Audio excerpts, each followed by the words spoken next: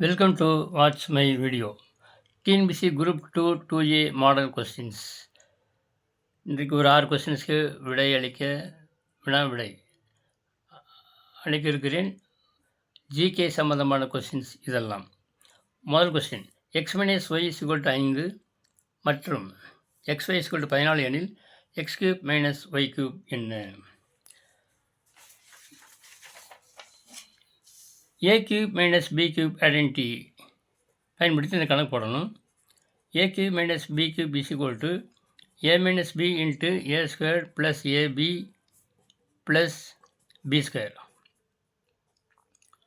அப்புறம் x cube minus y cube is equal to x minus y into x square plus a x y plus y square. A பதில் x, பிக்கு பதிலாக Y போட்டால் ரெண்டும் ஒரே மாதிரி தான், ஒன்றும் பிரச்சனை இல்லை. ஓகே, என்ன கேட்டிருக்கு? X cube minus y cube பண்ணால் எக்ஸ் கியூப் இதை கண்டுபிடிக்கணும். இதை கண்டுபிடிக்க முன்னாடி இதில் எக்ஸ் மைனஸ் ஒய் தெரியும் 5, எக்ஸ் ஒய் தெரியும் 14. எக்ஸ் மைனஸ் ஒய் வந்து 5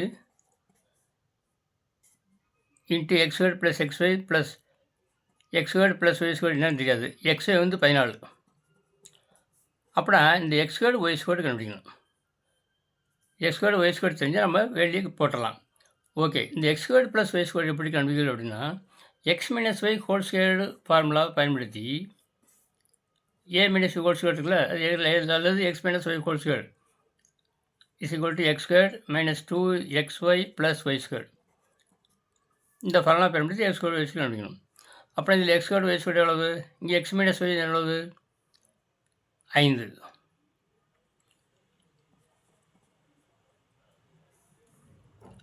அதாவது x square plus y square, x square plus y square is equal to இந்த முதல்ல கண்டுபிடிப்போம். X square plus y square x minus y whole square plus 2xy. இது இந்த பக்கம் வச்சுன்னா plus 2xy. X minus Y என்னது? கணக்கில் 5 ஸ்கொயர் ப்ளஸ் 2xy. எக்ஸ்ஒய் வந்து 14. 2 இன்ட்டு 2 இன்ட்டு எக்ஸ்ஒய் வந்து 14.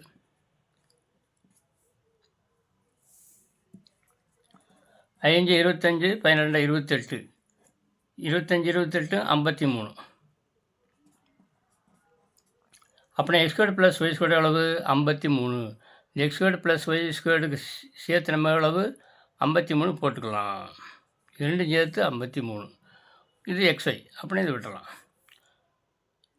53 14 எவ்வளவு? 67. அப்புறம் 5 இன்ட்டு 67.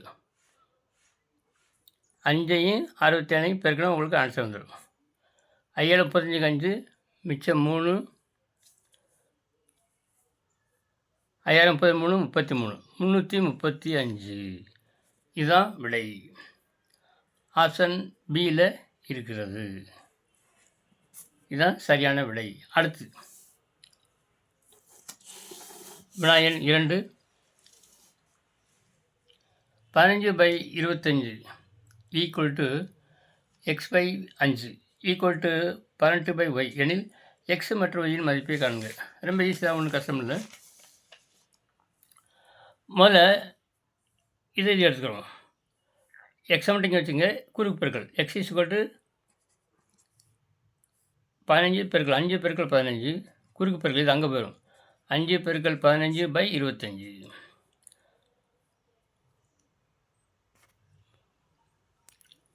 ஓரஞ்சு 5 15, 1 3 3 5 15. அப்படின்னா எக்ஸ் இஸ் ஈக்குவல் டு 5.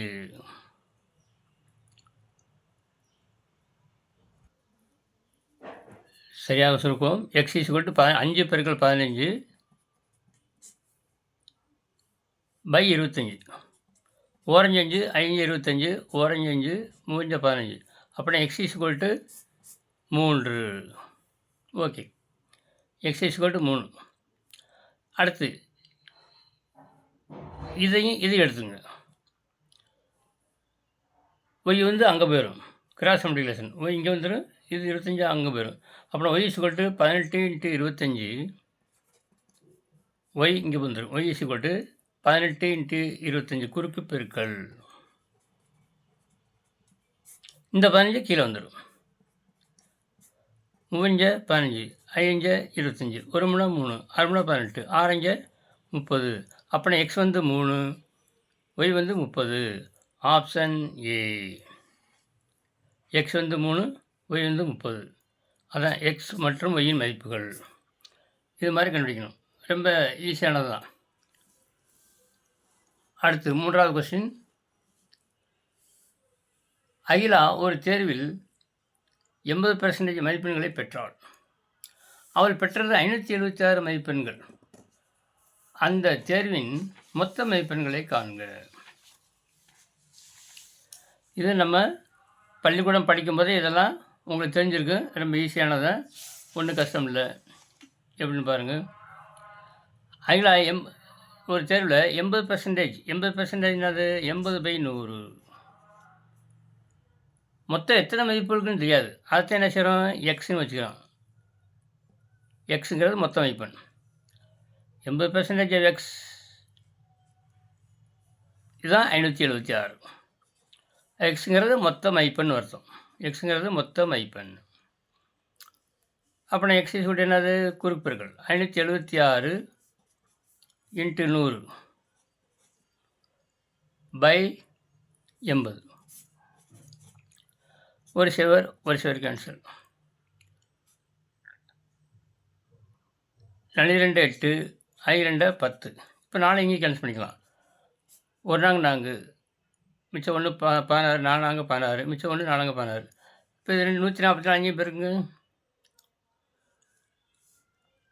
5 நாங்க 20 சேவர், மிச்சம் 2. 5 நாங்க 22, 22, மிச்சம் 2. 5 5 2 7, 720.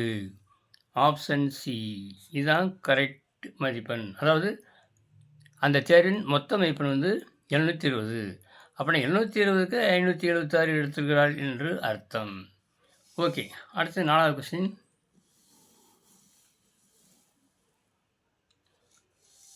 ஒரு வீட்டில் 4 அலைபேசிகள், அதாவது ஃபோன், 4 ஃபோன் இருக்குது, 4 அலைபேசிகள் உள்ளன. அதில் காலை 5 மணிக்கு எல்லா அலைபேசிகளும் ஒன்றாக ஒலிக்கும். அதன் பின் முதல் அலைபேசியானது ஒவ்வொரு 15 நிமிடங்களிலும் ஒவ்வொரு 15 நிமிஷங்களுக்கு முதல் அலைபேசி வந்து ஒவ்வொரு 15 நிமிஷத்துக்கு ஒலிக்கும். அடுத்து 2வது அலைபேசியானது ஒவ்வொரு 20 நிமிஷத்துக்கு அப்புறம் ஒலிக்கும். அடுத்து 3வது அலைபேசியானது ஒவ்வொரு 25 நிமிஷத்துக்கு ஒலிக்கும். அதில் டோன் வந்து வேறு எப்படி வேணால் இருக்கலாம். சாதாரணமாக இருக்கலாம், எப்படி வேணால் இருக்கலாம், பாட்டு கூட இருக்கலாம். எப்படியும் நம்மளுக்கு ஒலி அவ்வளோதான். ஒவ்வொரு 3வது அலைபேசி வந்து ஒவ்வொரு 25 நிமிடத்துக்கு அந்த ரிங் டோன் வரும். அடுத்து 4வது அலைபேசி வந்து 30 நிமிஷம், அரை மணி நேரத்துக்கு ஒலிக்கும். அப்படியானால் அவை மீண்டும் எப்பொழுது ஒன்றாக ஒலிக்கும்? 5 மணிக்கு 4 தொலைபேசியும் ரிங் ஒலிக்குது. அடுத்து இந்த 4 வெவ்வேறு டயத்தில் ஒன்று 15 நிமிஷம் ஒன்று 20 நிமிஷம் ஒன்று 25 நிமிஷம் ஒன்று 30 நிமிஷம் ஒலித்தால் அடுத்து எப்போ எல்லாம் ஒரே டயத்தில் ஒலிக்கும்? அவை மீண்டும் எப்போது ஒன்றாக ஒலிக்கும்? அதே வினா. இதற்கு 3 மெத்தட் இருக்குது. எல்சிஎம் மெத்தட் ஒன்று போடலாம். அது LCM/HCF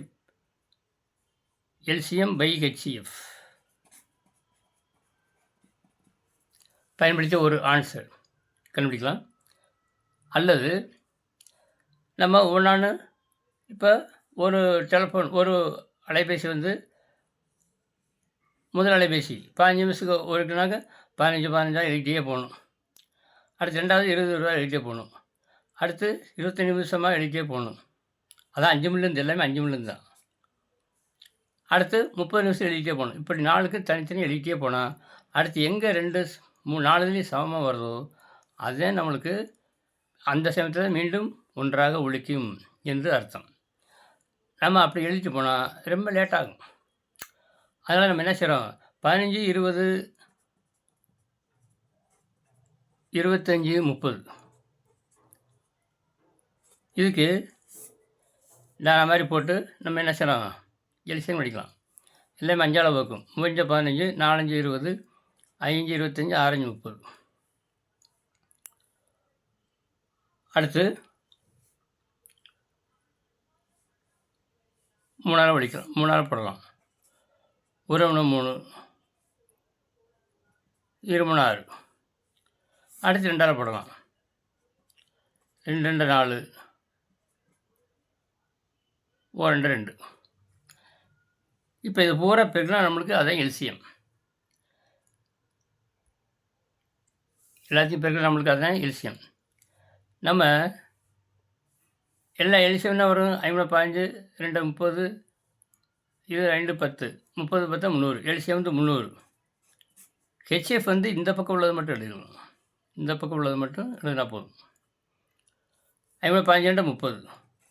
அப்போனா 1 டைம்ஸ் 10 டைம்ஸ். ஒரு 30 30, 10 30, 300. 10 நம்மளுக்கு ஆன்சர். மீண்டும் அவை 10 ஏஎம்முக்கு ஒன்றாக ஒலிக்கும் என்று அர்த்தம். இது என்னது? எல்சிஎம் பை ஹெச்எஃப் மெத்தடில் இப்படி போடலாம். அல்லது ஆனால் இது நம்மளுக்கு மெயின். இது போகிற பெருக்கினா எல்சிஎம், இதை மட்டும் பெருக்கினா, இடது பக்கம் உள்ளது மட்டும் பெருக்கினா ஹெச்எஃப். எல்சிஎம் 300 பை இதை மட்டும் பெருக்கினா 30.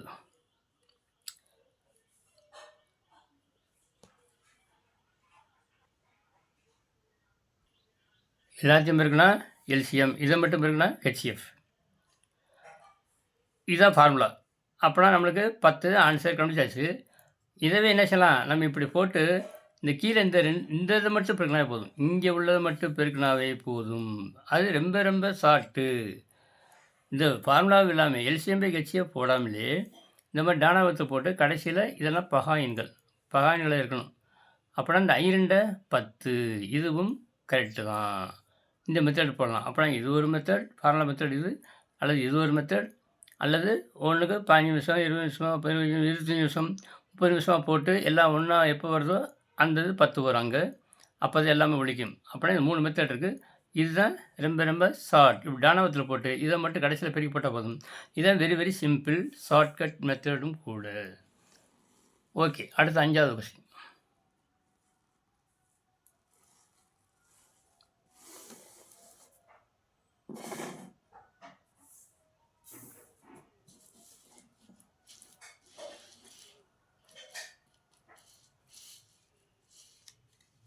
ஐந்தாவது பாருங்கள். 1,21,000 பேர் உள்ள ஒரு கிராமத்தில் ஆண்களும் பெண்களும் 6:, அதாவது ஆண்களும் பெண்கள் 6:5 என்ற விகிதத்தில் இருக்கிறாங்க உள்ளனர் எனில் ஆண்கள் எத்தனை பேர்? ஆண்கள் மட்டும் எத்தனை பேர்னு கேட்டிருக்கு. இந்த வீதம் கொடுத்தாவே 6x ஆண்கள் 5xங்கிறது பெண்கள்னு அர்த்தம். ஓகே, இப்போ நம்ம என்ன செய்கிறோம், மொத்தம் 1,21,000 பேர் இருக்காங்க. இந்த 6 5 கூட்டுங்க. 6 5 11. அதை வகுத்தா ஒரு மடங்கு அந்த எக்ஸுங்கிறது தெரிஞ்சிடும். இதை வகுத்தா எக்ஸு கிடச்சிடும். 1 11 11 11 11 221. அப்படின்னா 11,000. X is equal to 11,000. இப்போ நம்ம இது ஆண்கள், இது பெண்கள். 6x தான் ஆண்கள், எக்ஸ் வந்து 11,000. அப்படின்னா 6 பெருக்கல் 11,000 எவ்வளவு? 66,000. ஆண்கள் வந்து 66,000. இதுதான் விடை. ஆப்ஷன் பி இதுதான் correct answer. Very very simple and short also. இந்த மாதிரி நீங்கள் ஈஸியாக ப்ராக்டிஸ் பண்ணி போட்டு பழகிக்குங்க. அடுத்து, ஒரு குறிப்பிட்ட தொகையானது 8 ஆண்டுகளில் 2 மடங்காகும் எனில் மதிப்பீட்டில் முதலீடு செய்யப்பட்டால் 2 மடங்காகும் எனில் மதிப்பீட்டில் முதலீடு செய்யப்பட்டால் கிடைக்கும் தனி வட்டிக்கான சதவீதம் எவ்வளவு? இதை எப்படி போடுறது? தனி வட்டிக்கான சூத்திரம் I/P/n/100 எல்லாத்துக்கும் தெரியும். அதில் சந்தேகம் இல்லை. ஆனால் கணக்கு எப்படி போடுறது? சூத்திரம் தெரியும், ஆனால் கணக்கு எப்படி போடுறது? நிறைய பேருக்கு சூத்திரம் தெரியும், ஆனால் கணக்கு அதை எப்படி கொண்டு வரதுன்னு தெரியாது. ரைட், இப்போ தெரிஞ்சிடும்.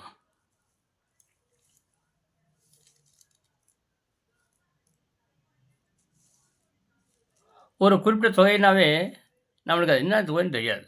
அதனால் அந்த ஒரு குறிப்பிட்ட தொகை எக்ஸ்ன்னு வச்சுக்கலாம். அந்த குறிப்பிட்ட தொகை ஒரு 100 வச்சுக்கலாமே, அதான் பின்னு வச்சுக்கலாம். ஒரு குறிப்பிட்ட தொகை தொகையை வந்து 100 வச்சுக்கலாம்.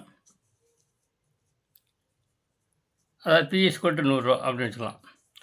8 ஆண்டுகளில் எண் வந்து 8 ஆண்டுகளில் 2 மடங்கு ஆகுதான். 8 ஆண்டுகளில் அதன் தொகை 2 மடங்கு ஆகுது. அப்படின்னா A=P+I. ஏ வந்து எவ்வளவு? ஏ இந்த பக்கம் வச்சுக்கிறோம். P+I=A. I வந்து P/n/100 ஃபார்முலா. இது தனி வட்டிக்கான சூத்திரம் I=P/n/100. ஓகே, P வந்து நம்ம 100 வச்சுக்கிறோம். இங்கே சதவீதம், தனி வட்டிக்கான சதவீதம் கேட்டிருக்கு. அது 6 கேட்டிருக்கு. 8 வருஷத்தில் 2 மடங்கு ஆகுதான். அதாவது 100னா அமௌண்ட் வந்து 200 ஆகுது. இல்லை டபுள். 2 மடங்குனா டபுள். 100 வச்சுக்கலாம் 200, 300 வச்சா அதை 600, 2000. இது எவ்வளோ வைக்கிறோமோ அதை டபுளாக வைக்கிறோம், அவ்வளோதான். 1000 வச்சா 2000. ஓகே, இப்போ நம்ம 100 வச்சுக்கிறோம், நோ ப்ராப்ளம். எப்படி வச்சாலும் ஒரே மாதிரி ஆன்சர் வரும். சரி, இப்போ P/n/100. P வந்து எவ்வளோ? இங்கே 100. இந்த 100 இந்த கொண்டு வரும். அதாவது P/n/100 = 200. இந்த பக்கம் 100 போச்சுன்னா 200 - 100 100. P வந்து இங்கே எவ்வளவு? 100 வச்சுருக்கோம். P வந்து 100 வச்சுருக்கோம். எண் வந்து 8. 6 தான் கண்டுபிடிக்கணும். பை 100 = 100. இப்போ இந்த 100 100 கேன்சல். 6 மட்டும் எவ்வளவு? 8 கீழே வந்துடும். 100/8. 2 8, 25 100. அது 2 8, மிச்சம் 2 20, 5 20. இப்படி எல்லாம் ஒன்று தான். 6 = 25/2. 25/2 எவ்வளவு? 12.5. 12.5 தான் 12.5ன்னு அர்த்தம். இதுதான் சதவீதம். 12.5% எங்கே இருக்குன்னு பாருங்கள். Option D. இதுதான் கரெக்ட் ஆன்சர். ஓகே, அப்போனா இது வரைக்கும் இன்றைக்கி குரூப் 2 ஜிகேல ஏற்கனவே சில கொஸ்டின்ஸ் போட்டிருக்கேன். அதுக்கு நான் நம்பர் போடல. இப்போ இதில் ஒரு 6 கொஸ்டின் சேர்ந்து உங்களுக்கு போட்டிருக்கேன். அடுத்து கண்டினியூஸாக 6க்கு அப்புறம் அடுத்து 7லேருந்து அடுத்து வரும் நாட்களில் கண்டினியூஸாக நான் எண்களை தொடர்ச்சியாக போடுவேன் என்பதை உங்களுக்கு கூறிக்கொள்கிறேன். நீங்கள் எந்த நம்பரை பார்க்கலையோ அதை எடிட் பண்ணி பார்த்துக்கலாம். சர்ச் பண்ணி என்னுடைய சேனலை போய் சர்ச் பண்ணி பார்த்தா உங்களுக்கு எந்த கொஸ்டின் வேணும்னு பார்த்தா அதேமாதிரி அதை எடுத்து நீங்கள் பார்த்து பயிற்சி பெற்று தேர்வில் நன்றாக எழுதி வெற்றி பெற வழிவகுக்கும் என்பதை கூறி உங்களிடமிருந்து விடைபெறுவதற்கு முன்னால் இந்த வீடியோ பிடிச்சிருந்தால் லைக் பண்ணுங்கள், ஷேர் பண்ணுங்கள் உங்கள் நண்பர்களுக்கு. சப்ஸ்கிரைப் பண்ணால் சப்ஸ்கிரைப் பண்ணுங்கள். நன்றாக பார்த்து எளிய மெத்தடை எதாவது உங்களுக்கு ஈஸியாக இருக்கோ அதெல்லாம் பார்த்து அந்த மெத்தடெலாம் தெரிஞ்சு செலக்ட் பண்ணி வச்சுங்க. எல்லாமே உங்களுக்கு வாழ்க்கையில் பயன்படும் என்று கூறி உங்களிடமிருந்து விடைபெறுவது மேஜிக் ஸ்கொயர் டேபிள் கணபதி. நன்றி.